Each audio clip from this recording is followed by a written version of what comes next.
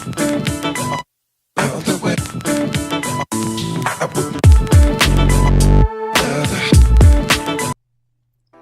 is going on, guys? Greek Freak here, and in this video we're going to be talking about another firing in a Cleveland team, this one being the Cleveland Browns, firing Hugh Jackson and their offensive coordinator. Now, with this, we obviously know the fact that the Cleveland Browns have been having terrible years in the past 2 years, and many people were a little bit surprised that Hugh Jackson was still a coach after having just one win in 2 years, and having, of course, the 0-16 season of last season, and now getting, of course, their new quarterback Baker Mayfield in the draft, and also just going out there and saying the fact that these are going to be new years and to prepare for winning.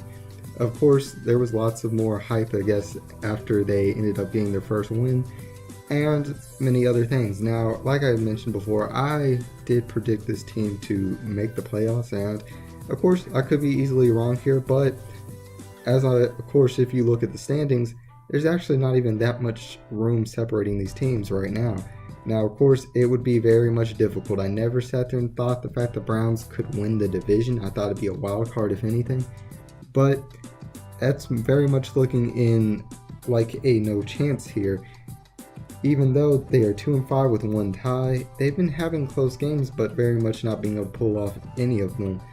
So in many situations, of course, this has to look into the coaching situation. Now, the Browns, I feel like, have a very good defense, but really have not been stepping up on the offensive end, which is probably why they also fired the offensive coordinator for the Browns, as their offense has not really been into any level of good within that. Now, of course, I didn't expect that Baker Mayfield was going to get the start, especially this early into the season whenever he did get it. I thought Tyrod Taylor would be able to pull off a few wins with them, as he did pretty good with the Bills, but obviously ended up getting injured and ended up getting out of the game and lost his job to Baker Mayfield, who won against the New York Jets.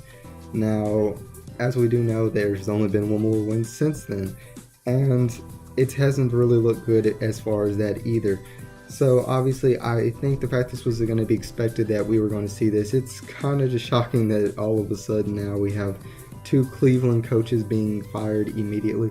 But as far as that, it wasn't too far of a stretch. Obviously, we have two teams that are going off to very bad starts. Of course, one 0-6, and then this one being 2-5-1, which just shows the case of all this. Now, I believe the fact that Cleveland has a good and bright futures, like I mentioned before, their defense does look to be pretty good. It's really just a showing of what's on offense, and as in many cases, we have to see in later years. We didn't expect this 0-16 team to just be one of the top teams in the NFL, obviously.